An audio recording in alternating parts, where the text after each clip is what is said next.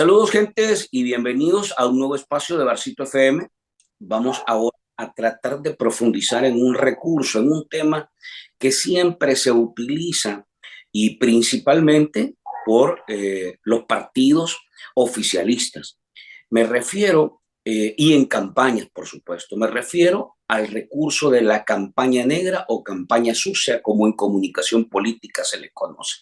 Para poder profundizar sobre este tema, sus impactos, qué es lo que persigue, cuáles son los objetivos de los actores que utilizan la campaña sucia, vamos a conversar ahora con el periodista Leonel Herrera.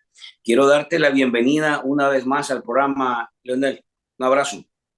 Hola Franklin, ¿cómo estás? Qué gusto estar con vos y con toda la gente que te sigue. Encantado. Hemos visto una vez más, porque esto no es nuevo, pero hemos visto ahora y protagonizando este ejercicio al candidato oficialista.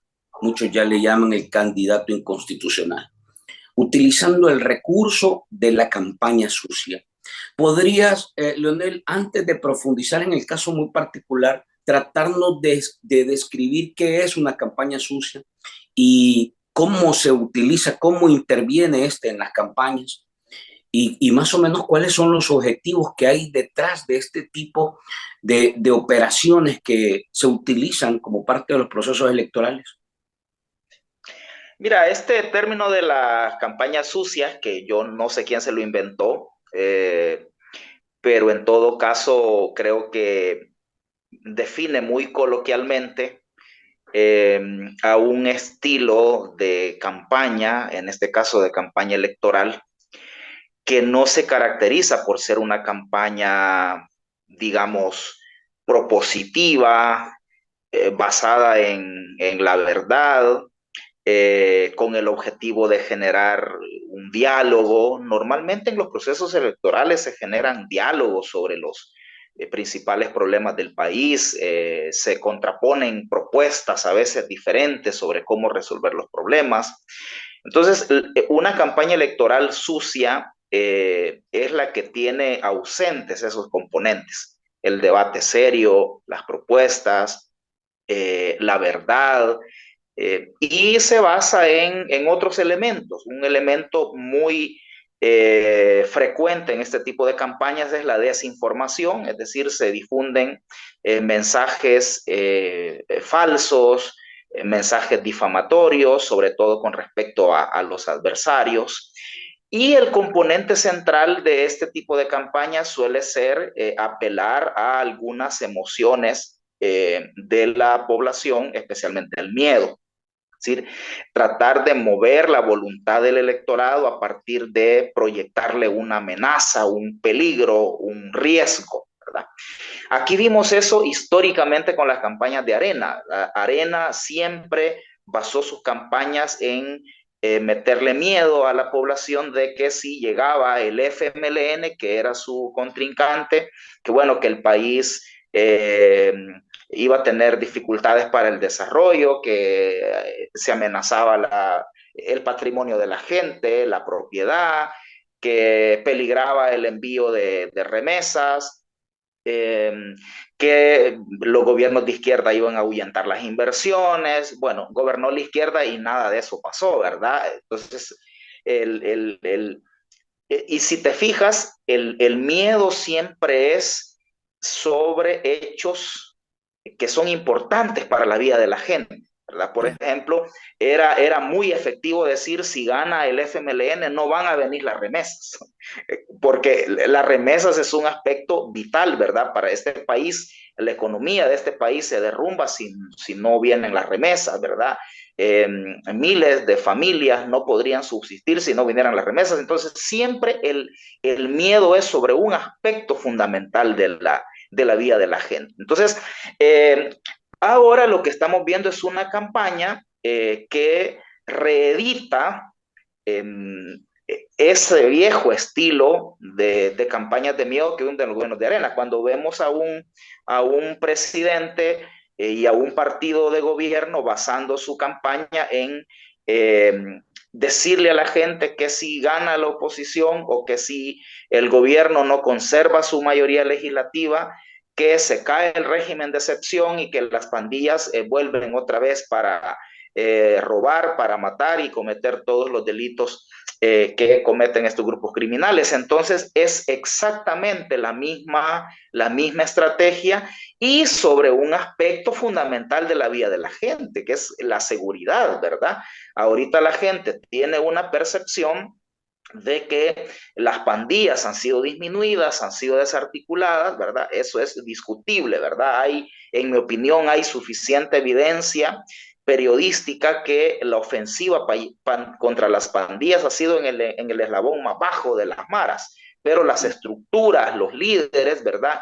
Esos ahí están, no los quieren extraditar y con frecuencia aparece información sobre que confirma este planteamiento. Entonces, pero la gente tiene en su imaginario que las pandillas se han reducido, que esto ha sido gracias al régimen de excepción que ha puesto este gobierno.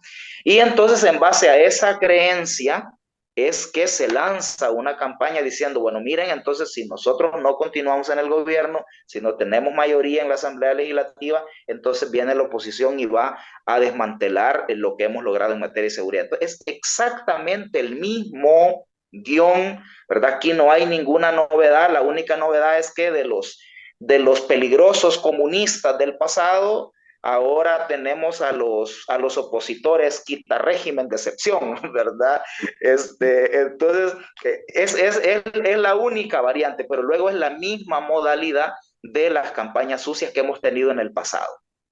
Hay dentro de esto, Leonel, algunas valoraciones que se han escuchado y que detrás de este tipo de herramientas como las campañas sucias hay un conjunto de asesores que han venido pegados a este gobierno, un grupo de venezolanos que prácticamente son los que crean este tipo de diseños para confundir, desinformar y distraer a la población. ¿Qué tanto se puede ver esto? Porque se ha venido hablando que esta herramienta, como tú lo dices, ha sido utilizada en el pasado por gobiernos de derecha, pero este tipo de asesores, se habla que están conectados, este tipo de asesores venezolanos conectados con influencias también de derecha que han estado cerca de gente como Donald Trump y otro tipo de ejercicios políticos también de estructuras de derecha.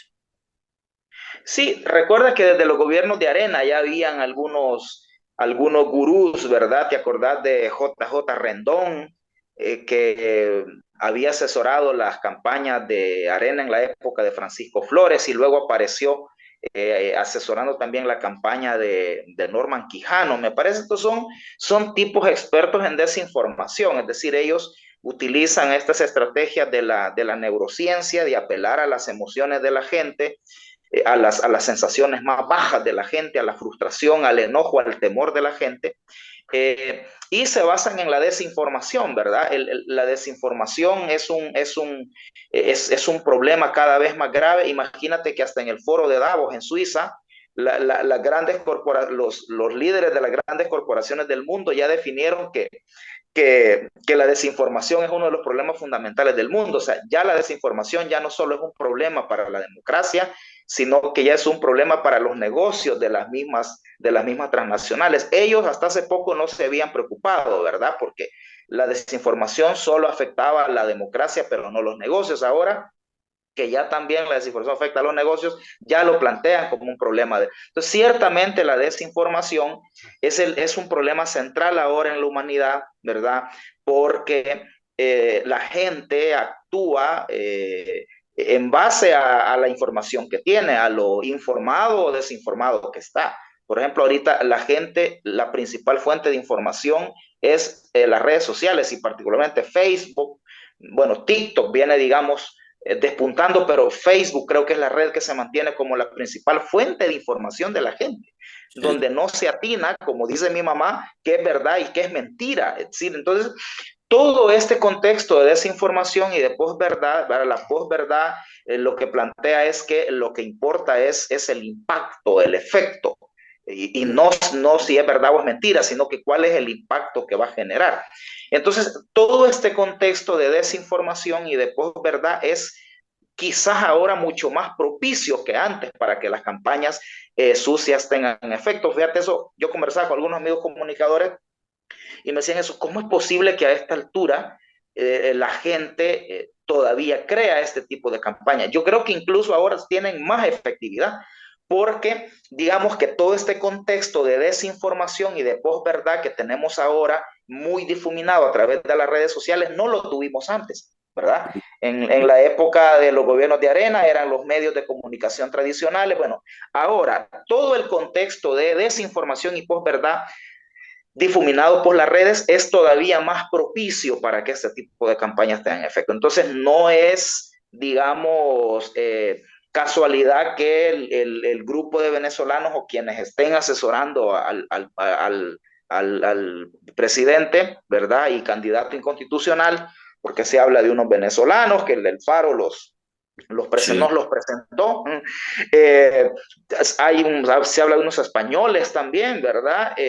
Y seguramente alguna gente perversa que hemos tenido en este país también está participando en ese esfuerzo de desinformación. Entonces, estos tipos son unos gurús de la desinformación y la posverdad. O sea,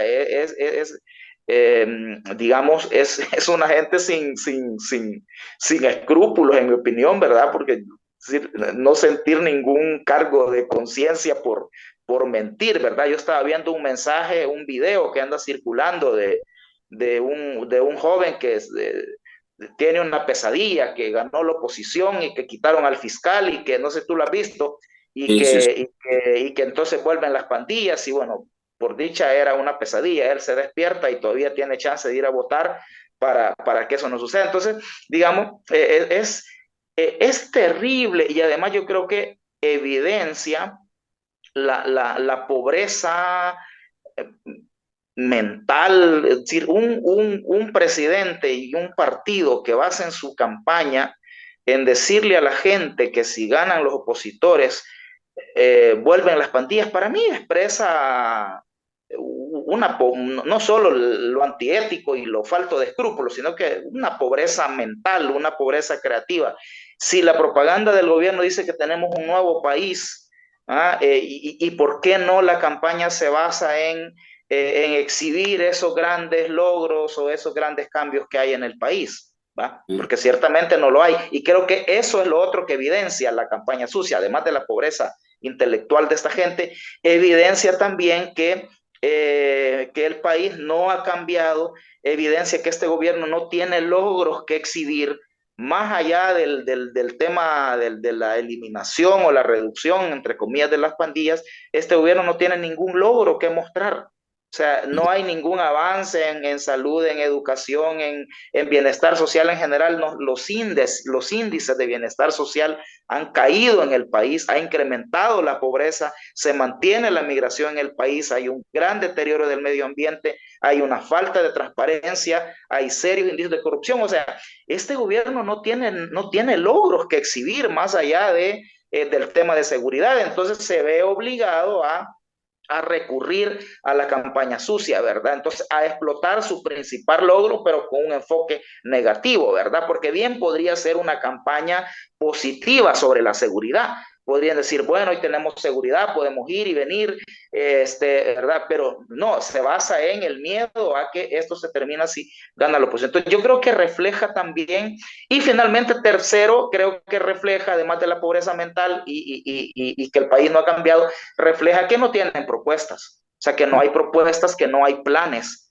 ¿verdad? Para resolver los problemas de este país. Este gobierno no le está diciendo, o este partido de gobierno y este presidente candidato ilegal no le están diciendo al país cómo van a resolver el déficit de las finanzas públicas, ¿verdad? Que es una cosa que va a reventar después de las elecciones. No le está diciendo a la gente cómo va a resolver el problema de la pobreza, cómo va a traer inversiones, cómo va a generar empleo, cómo va a reducir el alto costo de la vida de la gente. Entonces, creo que esos tres elementos están detrás de este tipo de campañas, en mi opinión. ¿Qué es lo que, vamos a ver, a qué sectores o a qué segmentos son los que más termina impactando este tipo de operaciones que se conocen como campañas sucias? Porque en realidad, y tú lo habrás escuchado, muchos dicen, no entendemos cómo la gente no logra ver la realidad y celebra, por ejemplo, un espejo en El Salvador del mundo, o por ejemplo, un par de postes de luz que se ponen. Pero ¿a dónde en realidad, a qué segmentos, a qué personas, qué sectores son los que más puede impactar este tipo de campaña y qué tanto cambia, digamos, o mantiene una forma de pensar? Mira, yo creo que así, con una perspectiva bien tradicional de mirar las cosas, podríamos decir que a los sectores más menos educados, ¿verdad? Menos informados, de menor cultura política, normalmente son sectores populares y algunos sectores de capas medias. Pero fíjate que yo creo que el efecto puede ser indistintamente a cualquier persona eh, por por lo que decíamos, porque el clima de desinformación, Sí, ¿verdad? Abarca a todo el mundo, hasta gente muy educada, gente profesional, suele creer noticias falsas. Entonces, pero además, fíjate que yo creo que cualquier persona puede ser objeto de esta manipulación por, por, por un fenómeno social que está pasando, que algunos analistas ya lo están caracterizando. Por ejemplo, hay un filósofo francés de apellido Sadin, ahorita olvido su nombre, pero que él habla de el individuo tirano. Es ujú, decir, este filósofo dice del individuo egoísta, individualista, que se formó con la ideología neoliberal, con los valores del neoliberalismo. Hemos pasado, dice él, a un individuo todavía más indolente, menos sensible, eh, más irresponsable, que no le importa, digamos, lo que le suceda a los demás. Entonces habla de un individuo tirano. Entonces aquí tú lo ves, por ejemplo, tú hablas con la gente y les dices, mire, pero hay seguridad, pero se han llevado a un montón de gente inocente, le han violado los derechos y le han destruido la vida a mucha gente inocente. Y la gente dice, sí, pero no importa. ¿Ah? O tú vas dice, mire, el centro de San Salvador ha quedado bonito, pero mire, de ahí desplazaron a miles de personas que se ganaban el sustento diario, ¿verdad? Sí, pero no importa. O sea, entonces yo creo que aquí tenemos expresiones del ciudadano tirano, entonces, del individuo tirano. Entonces, este individuo tirano, que puede ser una persona sin educación, sin estudios, pero también puede ser una persona ilustrada, ¿verdad? Entonces, este ciudadano tirano creo yo que es propenso a este tipo de mensajes que se difunden en las campañas sucias. Entonces, yo creo que el fenómeno es bastante complejo, o sea, no es una cosa que bueno, que la gente es tonta. ujú. Yo creo que sí, hay niveles de estupidización, ¿verdad? De la gente, pero es un fenómeno social complejo que está sucediendo y que claramente esto le sirve de caldo de cultivo a las ultraderechas, ¿verdad? Cuando vos hablabas de Trump, ¿verdad? Ciertamente estos movimientos de ultraderecha, Milei en Argentina, entonces justamente aprovechan este tipo de condiciones de la población para poder avanzar con propuestas, con mensajes, con imaginarios que desde una perspectiva democrática, desde una perspectiva de los derechos humanos, de la dignidad de las personas, son totalmente inaceptables. Entonces, es un fenómeno bien complejo, en mi opinión, y que sirve de caldo de cultivo, es propicio, entonces, ¿para qué? Es decir, aquí lo que tenemos es una desconfiguración del sentido democrático, tenemos una desconfiguración de la perspectiva ciudadana, o sea, creo que en otro programa contigo hablábamos de que, en mi opinión, la población ha dejado de asumirse como... no toda la población, obviamente, hay un sector, digamos, crítico de la sociedad, pero digamos, en su mayoría la gente ha dejado de tener una perspectiva ciudadana, de asumirse como ciudadano y más se asume como un seguidor, como un fans, como un feligrés. Las encuestas que hace la UFG revelan claramente, recuerdo que en una encuesta reciente, más del 50% de los encuestados se definía seguidor de Bukele, o sea, fíjate, seguidor, ¿verdad? Entonces, la gente se ha desciudadanizado y se ha asumido como un seguidor, como un fans, y por tanto ha dejado de ver al presidente y a los funcionarios como servidores públicos, como unas personas que tienen que respetar la ley, que tienen que implementar verdaderas políticas para resolver los problemas que afectan a la gente, y lo ve como figuras, como a Bukele lo ven como una celebridad, como un superhéroe. Entonces, en esa trampa es donde está metida, ¿verdad?, la mayoría de la población. Hay en realidad a la par de esto una agenda que se trata de ocultar, que se trata de apagar, de esconder. Y aquí hay varias cosas. Por ejemplo, las encuestas te dicen que la mayor preocupación de la gente es el costo de la vida, el desempleo y la difícil situación del ingreso. Pero a la par también hay un tema que nunca se terminó de despejar. Y eso, como dicen, el silencio o el que calla otorga. Pero aquí se ha puesto sobre la mesa con una enorme cantidad de pruebas el hecho de que cabecillas de estructuras criminales han sido liberados por funcionarios de este gobierno y con, por lo menos, uno podría decir, con algún nivel de complicidad de todos los niveles, tanto partido como gobierno. Entonces, ¿qué pasa con estos temas cuando se impone una agenda y campaña de distracción y de mentira para provocar miedo?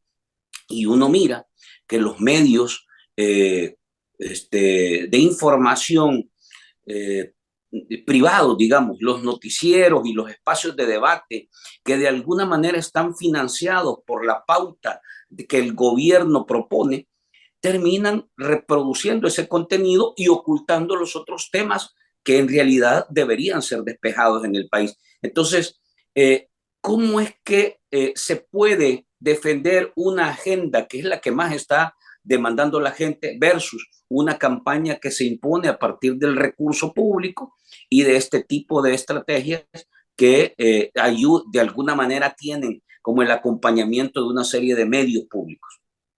Sí, mira, claramente este tipo de campañas necesitan de un aparataje comunicacional, ¿verdad? Entonces, que podemos identificarlo para mí en tres niveles. Primero está todo el aparataje digital, ¿verdad? El aparataje digital que, como vos sabés, está conformado por medios digitales, medios face, ¿verdad? Digitales, cuentas de redes sociales, de las instituciones, de los funcionarios, cuentas de troles. Aquí hay granjas de troles, hay cuartos de guerra digital en las mismas instituciones públicas. Ahí están los centros que hacen este tipo de trabajo. Entonces hay miles de cuentas, redes de youtubers, suben 200 videos a YouTube diariamente. O sea, fíjate que yo vi un estudio de alguien que había hecho una escucha digital y el 94% de los mensajes políticos correspondían al oficialismo y solo el 6% correspondían a la oposición en su conjunto. Estos tipos tienen copadas las redes sociales. El gasto de campaña, el último informe que dio Acción Ciudadana, es escandaloso. Dice que del 100% del gasto de campaña, el 97 corresponde al oficialismo. O sea, de cada $100 que se gastan en campaña, $97 son del oficialismo y 3 pesos son de la oposición. Es un escandalazo, ¿verdad? Que habría que ver de dónde están saliendo esos recursos, ¿verdad? Si están saliendo de las arcas del Estado, si hay, incluso si hay financiamiento ilegal en la campaña, porque como no hay no hay transparencia, no hay acceso a la información, ¿verdad? Nuevas Ideas no revela quiénes son sus financistas, ¿verdad? Entonces, bueno, el aparataje digital. Segundo nivel, creo yo, tiene que ver con los medios que controla directamente el Estado, ¿verdad? Medios, medios como el Canal 10, la Radio Nacional, los medios que son del Estado, y otros medios que aunque no son del Estado, pero que los controla el gobierno, por ejemplo, los medios de Grupo Samix, de Jorge Hernández, que están bajo el régimen de extinción de dominio, ¿verdad? Del CONAF, del Consejo de Administración de Bienes de Extinción de Dominio. Entonces, claro, ellos han tomado el control de esos medios y los han incorporado a su aparataje comunicacional. Y luego vienen al aparataje comunicacional y luego vienen ya los medios que vos decís, ¿verdad? Los medios, ¿verdad? Periodísticos que se prestan claramente a la agenda del gobierno, ¿verdad? En difundir los mensajes que al gobierno le interesan y en ocultar, ¿verdad? Esa agenda que vos decís, ¿verdad? Los medios de comunicación están también actuando contra la democracia, en mi opinión. Van a ser cómplices de la consolidación de este régimen dictatorial en El Salvador. Y luego hay otro elemento, fíjate que se me quedó otro elemento que tenemos que considerar en el análisis es que a propósito del individuo tirano, el gran problema también es que tenemos una sociedad que no escucha, o sea, hay una sociedad con una sordera de no escuchar, ¿verdad?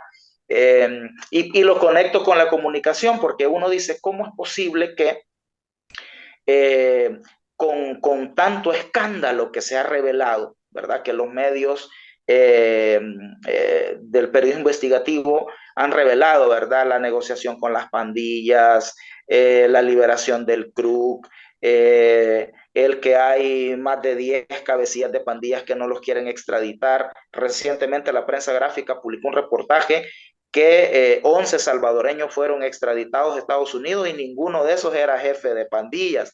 Entonces hay claramente una intención de no extraditar a los pandilleros. Eso vota un argumento de los magistrados de la Corte Plena cuando negaron unas extradiciones a pandilleros, dijeron que no iban a ningún salvadoreño a tirarlo a la justicia de otro país sin tener todavía claras las garantías que van a tener. Bueno, pero sí tiran a la justicia gringa a más de 10 personas que no tienen relación con pandillas, mientras que a las pandillas, o sea, hay una justicia selectiva, ¿verdad? En este caso de a los ciudadanos comunes, bueno, los extraditamos, pero a los jefes de las pandillas no. Entonces, ¿cómo es posible que nos enteramos de las negociaciones con las pandillas y no pasa nada? ¿Cómo es que sabemos lo del CRUC y no pasa nada? ¿Cómo es que nos enteramos de los casos de corrupción y no pasa nada?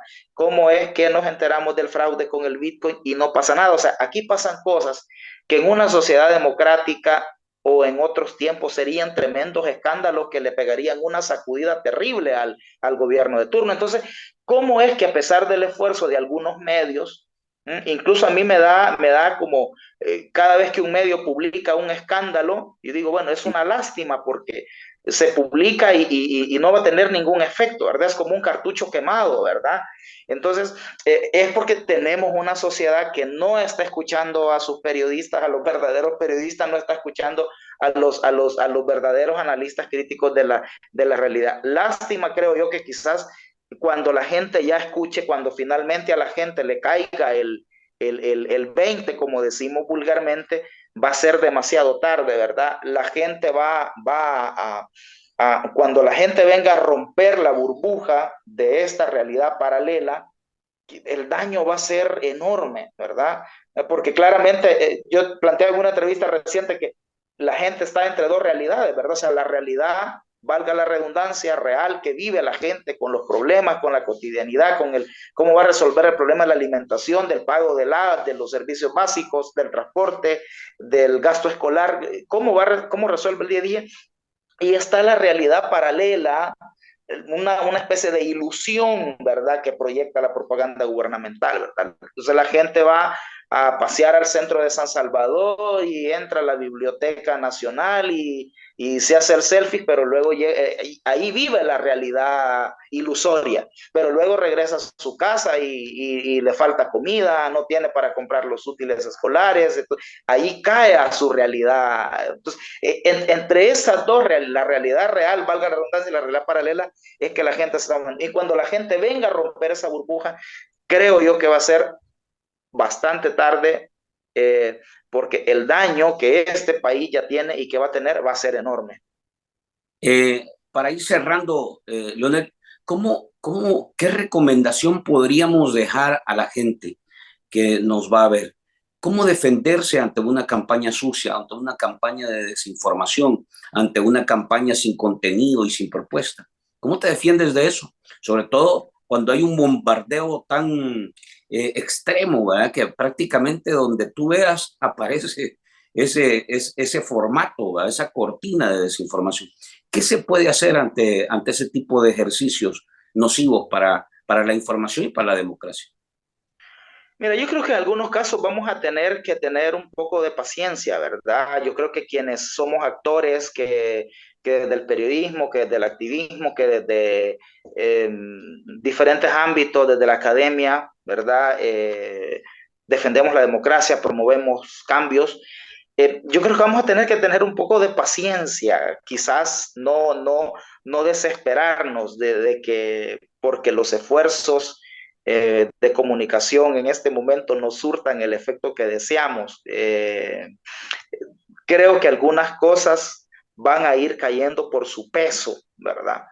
Pero mientras tanto, creo que hay que continuar en los esfuerzos que tenemos de informar, de, de orientar. Yo lo que le diría a la gente es que primero contraste con su realidad, ¿verdad? Contraste la realidad paralela, la ilusión de la propaganda del oficialismo, que la contraste con la realidad y que tome sus decisiones, que parta de la realidad, ¿verdad? Que tiene. Segundo, creo que hay que informarse, hay que seleccionar los verdaderos, las fuentes de información real, ¿verdad? El tener más cuidado con la información en las redes sociales, tratar de identificar las noticias que son falsas. Eh, yo creo que ahí tenemos que hacer un trabajo enorme en contrarrestar la desinformación a través de procesos que le enseñen a la gente a cómo identificar que una información es falsa. Hay trabajos que se han ido haciendo desde la academia, pero yo creo que tenemos que popularizar más esto. Cómo decirle a la gente, mire, cuando usted ve una información, eh, esto es lo que puede hacer para verificar si ¿verdad? Busque otros medios, vea si aparece esa noticia en algún medio serio, vea si el texto, la imagen que aparece está acompañada de algún enlace donde usted la pudiera verificar.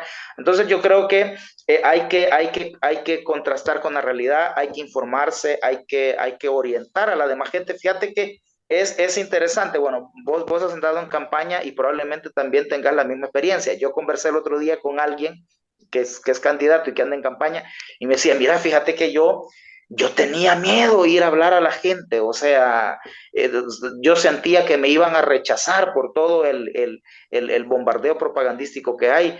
Para mi sorpresa me dijo cuando empiezo a platicar con la gente, yo más bien sentía que obviamente había alguna gente que rechazaba, pero luego la mayoría de la gente yo sentía que como que estaba esperando hablar, discutir, escuchar otras propuestas. Entonces, yo creo que también hay que romper esas burbujas de miedo que a veces hasta a los más críticos, a los más valientes, los terminan acobardando. Yo creo que hay que salir de ese fenómeno de la cobardía también, ¿verdad? El creer que, vaya, ahorita por ejemplo, fíjate, yo no sé si las encuestas, yo tengo mis dudas de las encuestas. Y aclaro que no estoy poniendo en duda la metodología ni la rigurosidad con que trabajan las casas encuestadoras, sino que tengo en duda por este fenómeno. A mí me llamó poderosamente la atención, vi una encuesta que decía que el 70% de la gente admitía que tenía miedo de expresar su verdadera opinión. ¿verdad? Ujú. Por temor a represalias. Entonces imagínate que en las encuestas electorales esté dándose este fenómeno, que la gente no esté diciendo realmente. O sea, yo no descarto el que lo lógico va a ser que el resultado electoral sea consecuente con lo que están diciendo las encuestas.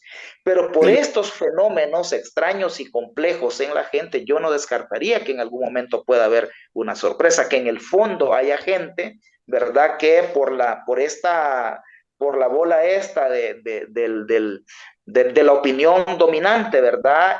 O por temor a alguna represalia, esté expresando una opinión favorable al oficialismo, pero a la hora vaya a terminar votando. Y luego cuando tú ves a Bukele casi llorando, suplicando que voten por sus diputados, yo digo, bueno, si las encuestas dicen que se lleva 57 de 60 diputados, ¿por qué sale de esa manera a suplicar que vote por diputados? Entonces yo creo que, mira, no hay que dar por hecho, creo, muchas cosas y de repente que pueden haber algunas sorpresas por estos. El caso de Guatemala es interesante. Bernardo Arevalo aparecía en octavo lugar en las encuestas y se cuela en segundo lugar y gana en la primera vuelta. O sea, claro, es un contexto distinto, ¿verdad? No es lo mismo acá, pero bueno, yo creo que ese elemento no habría que perderlo de vista. Y si quieres, para cerrar esto, y francamente te iba a consultar eso, hay dos elementos que uno los escucha, pues, en cualquier sentada que te pegas y conversación que tenés, que uno los escucha, y tiene que ver con el sentir del votante. Se habla del factor miedo y se habla también del factor castigo. Es decir, miedo a aquellos, por ejemplo, lo que uno más escucha, el funcionario público, el empleado público, que de alguna manera no quiere perder su trabajo, o aquellas familias que sienten que hay unos ojos espías ahí que los tienen en la nuca y que de alguna manera lo pueden denunciar, sobre todo en un entorno, como ya lo hemos visto, donde la justicia francamente no funciona y no opera, no hay un trato igualitario. Y el segundo, que es el factor castigo, que básicamente son aquellos sectores que de alguna manera han sentido de manera directa el impacto de las decisiones que se han venido tomando. Y ahí hay una serie de sectores, el agrícola, el informal, las familias pobres, los jóvenes que han sido demonizados por el tema de la criminalidad y otra serie de factores. ¿Qué tanto esto podría o se percibe que puede estar en ese margen, digamos? Porque todas las encuestas te dicen eso. Hay un margen gris de votantes que prefieren guardar silencio y decir, me coloco en esta barra que es de el que se retira o que se le ha desprendido al oficialismo, pero también que está lejos de los partidos políticos. Entonces se llama como el independiente, el que no va a ir a votar o el que simple y sencillamente no quiere decir cuál es su preferencia. Entonces, ¿cómo ves Que en estos dos las factores? encuestas aparece un 20%, o sea, no es un porcentaje menor, Sí. ¿verdad? Aparece un 20% en las encuestas de las personas desencantadas, de los indecisos, de los... Sí, yo creo que justo lo que estás planteando es una de las bases que yo tengo para no descartar esa posibilidad de un resultado Sorpresa. distinto a este resultado arrasador a favor del oficialismo que las encuestas están mostrando. Hay muchísimos sectores, ¿verdad?, afectados, vos los has mencionado. Eh, Creo que también toda la gente víctima del régimen de excepción, y no me refiero a los pandilleros, sino que a la gente inocente, ¿verdad? Que sin tener ningún vínculo con pandillas, lo capturaron y eso afectó terriblemente a su familia, perdieron el trabajo, perdieron los ingresos, para pagar defensa jurídica o para pagar los famosos paquetes en las cárceles han tenido que endeudarse, incluso gente que ha vendido patrimonio, es decir, hay una serie de afectaciones, ¿verdad? La gente afectada por tanto por las acciones como también por las omisiones. Es que para mí aquí pesa fuertemente las omisiones. Este gobierno no ha hecho nada para enfrentar las condiciones precarias económicas de la gente, la crisis alimentaria. Lo de la crisis alimentaria es un escándalo. Según las agencias de Naciones Unidas, en El Salvador cerca de 1 millón de personas podrían caer en hambruna. Y la mitad de la población salvadoreña, o sea, más de 3 millones de salvadoreños, padecen, dice la ONU, inseguridad alimentaria, o sea, que no tiene certeza de si va a tener cómo comer mañana y la siguiente semana, ¿verdad? Aunque en este momento no esté pasando hambre. Entonces, y luego fíjate que hay un último elemento, y es que yo creo que la gente también, a pesar de todo lo que hemos dicho del adormecimiento con la propaganda, etcétera, yo creo que en el fondo la gente sigue identificando eh, cosas que no están bien. Fíjate, para mí lo del Bitcoin es una señal. La gente no aceptó el Bitcoin. O sea, muy seguidora de Bukele, muy, pero dijo, esa vaina no, ¿verdad? Entonces yo creo que sí, la experiencia con el Bitcoin habrá que irla trabajando, decirle a la gente, bueno, mire, pero esto no le ha tenido ningún beneficio ni al país, ni directamente a usted, a sus condiciones cotidianas de vida. Entonces, sí hay elementos, yo comparto esa visión que tenés, que hay elementos que podrían hacer que alguna sorpresa tengamos el día de las elecciones. Ojalá, ¿verdad? Así fuera. Y con esto yo no estoy diciendo que lo de las encuestas está mal, o sea, no estoy poniendo en duda la metodología y la rigurosidad con que la gente, sino que estoy planteándolo a partir de estos fenómenos que hay en la sociedad.